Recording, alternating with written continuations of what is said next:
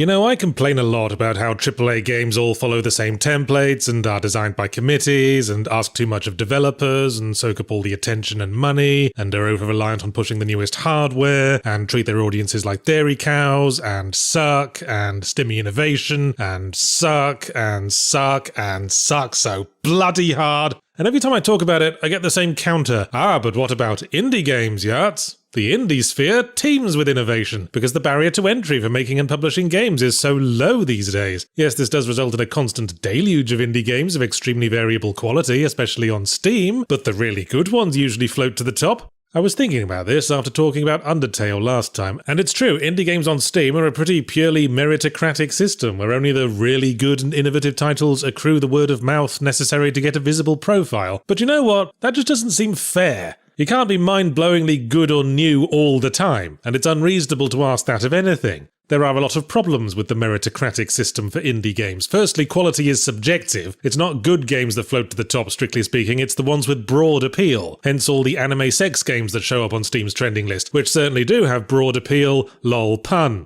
There are no doubt oceans of middling quality games on Steam that I've never caught wind of, but which would uniquely appeal to me, and I just haven't got the time to play every sodding game to look for them. There's a game called Filcher on Steam with all of 57 reviews at time of writing that I bought for the sole reason that one of the creators tagged me on Twitter mentioning it had taken influence from a game I made, and my ego is very large and ungainly these days. Yeah, take note indie developers, there's your fast track to a shout out right there. Filcher's not that great or easy on the eyes, and the title's one letter away from a very naughty word indeed, but I enjoyed it because its primitive 3D art and first-person stealth gameplay based around light and noise levels and socking guards unconscious with a small black dildo brought back fond nostalgic memories of the early Thief games, quite intentionally, I'm sure. The point is, I ended up giving it more of my time than I have a lot of other games that people have recommended to me, promising I'll really love this one this time, no really, and it was only pure happenstance that I found it. The meritocratic system just isn't good for helping niche games find their audience. But that's not really what I wanted to talk about. The fact is, the current system for both AAA and indie games just doesn't bring enough exposure to incredibly bad games. And I decry this state of affairs. I'm standing up now for video gaming's right to really, really suck.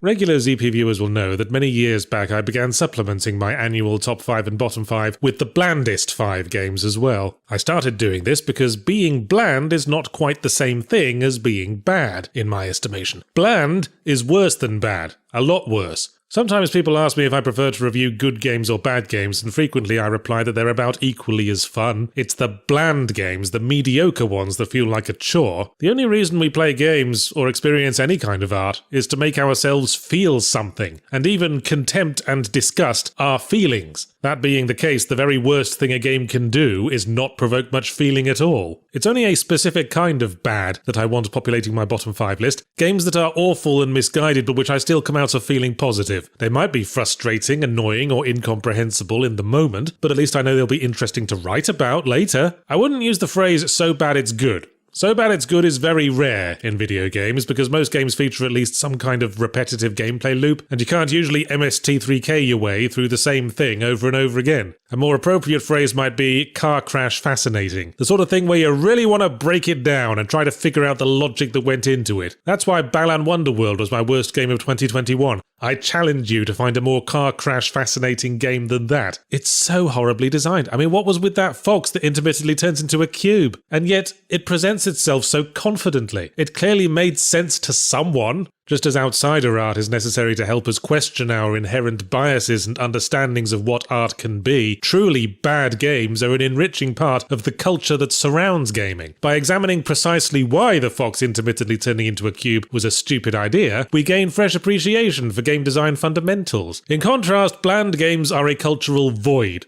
Games built from taking established formulas and mashing the copy-paste buttons until you're left completing an endless conveyor belt of identical, perfectly efficiently designed challenges until the emotional part of your brain dries up.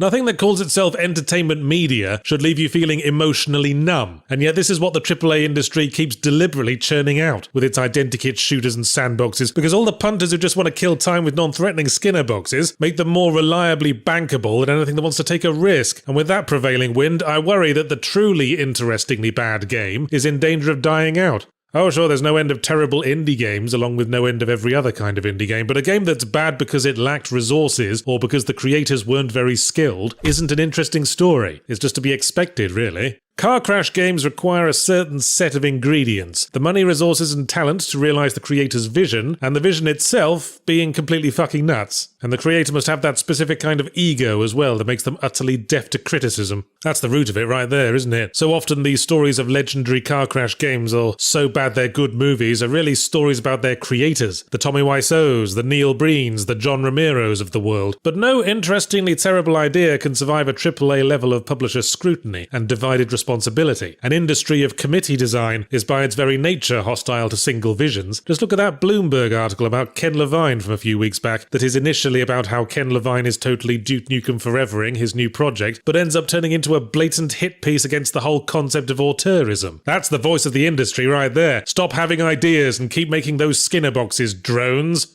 No.